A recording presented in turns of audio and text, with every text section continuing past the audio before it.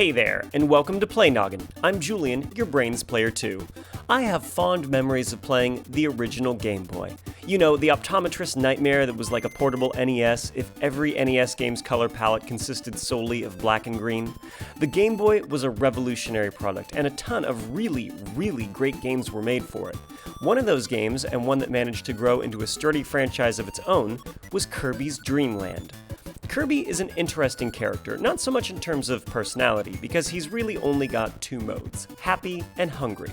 It's hard to say just what it is about him that's so appealing beyond the obvious cute factor. He's a pink ball of...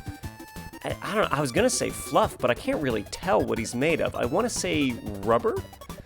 But he definitely does have a certain appeal, and a big part of it is the crazy things he can do.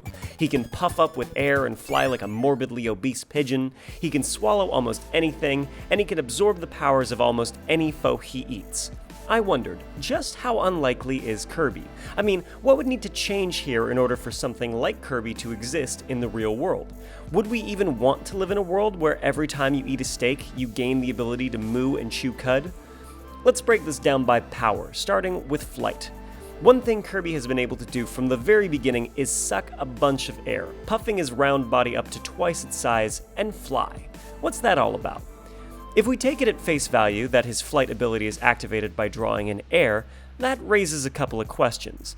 One, why don't you and I take off in the stratosphere every time we inhale? And two, in what way could this even make sense? In order to float upward like he does, Kirby would have to be taking in a ton of gas that's lighter than air. Yeah, air alone won't do it, because the only way to rise through air is to have less density than air. Kirby must have the ability to filter the heavier particles out while trapping only the lightest gases.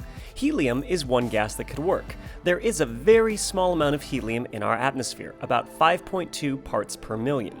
In contrast, nitrogen is the most prevalent gas in the atmosphere. 780,840 nitrogen molecules float around in every million particles of air. Kirby's height and weight are hard to pin down, but we know he must be denser than water because he sinks. So he weighs more than a kilogram per liter of volume he takes up.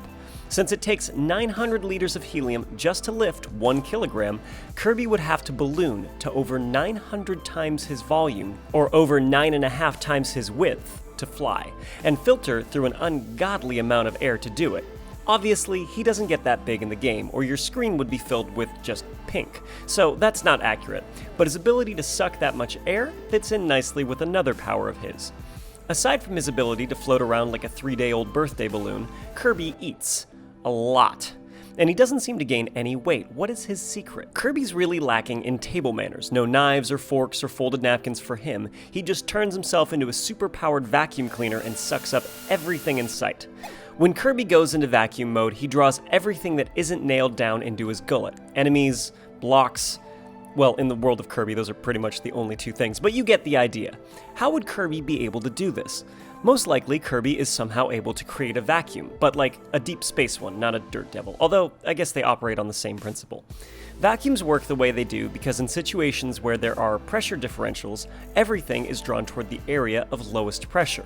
A perfect vacuum is one in which there is literally no matter present. It's also pretty much impossible to achieve. Even deep space has a handful of hydrogen atoms per cubic meter. But we've all seen enough science fiction films to recognize that in the vacuum of deep space, nothing is immune from getting sucked away. If Kirby can turn his insides into something close to a perfect vacuum, all matter would be drawn to him. And it's not super likely that anything could survive the experience. If you were Kirby's latest victim, you'd quickly find the air in your lungs expanding due to the extremely low pressure, and your lungs are guaranteed to be shredded. Water and gas in the blood would form bubbles in your veins, blocking blood flow. Essentially, you've got a minute, maybe two, for Kirby to change his mind and spit you out if you hope to survive. But even then, everything he spits just turns into a projectile star, so I think you're screwed either way. So we know how Kirby gets stuff inside his belly, but have you ever wondered how he can eat so much? It must mean that he has a killer metabolism. In the real world, the creature with the fastest metabolism is the hummingbird.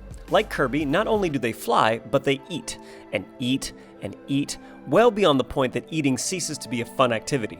If you're a hummingbird, taking a break from chowing down could prove fatal. They have a very high surface area to volume ratio, and so they lose a ton of heat off their bodies. If they don't refuel constantly, they're in trouble. Even sleeping is dangerous. To put it in perspective, hummingbirds consume between 5 and 10 calories per day. Considering the kernel of popcorn I have stuck in my teeth right now is close to that amount, it doesn't seem too impressive. But remember that hummingbirds weigh under 3 grams. The equivalent daily caloric needs for a human would range between 150,000 and 250,000, or up to 100 times more than the recommended intake for an adult man. If Kirby's metabolism was like a hummingbird's, he wouldn't be able to cruise through a level without eating anything. No pacifist runs for him. And while he's sucking in every creature in sight, he might just gain their power to turn into a ball of fire or a spiky urchin. Like the hummingbird's metabolism, there's actually a precedent in nature for eating foes to gain their strength. Nudibranchs are tiny, colorful sea slugs, and some of them have an amazing secret weapon. They prey on creatures like jellyfish and sea anemones that sting most other animals with microscopic poisonous harpoons called nematocysts. But nudibranchs don't care. They chow down anyway because they can keep nematocysts from firing. More than that, they can actually save some and store them on their back in case anything is foolish enough to try and eat them. Kirby's body could operate on a similar principle, hijacking whatever biological process his prey has for a defense and co-opting it for himself. All that is to say, if Kirby were to somehow exist in our world, he would be a pink blob with the ability to filter helium from the air while possessing the potential to create super powerful vacuums in his gut that would suck in all the forest animals in his path, giving him new ways to kill but never satisfying the insatiable hunger that burns within him. Oh my god, Kirby is terrifying. Maybe it's best to keep Kirby in Dreamland where he belongs.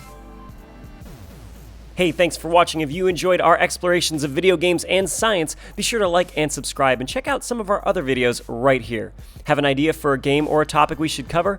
Leave us a comment down below and don't forget to keep on playing.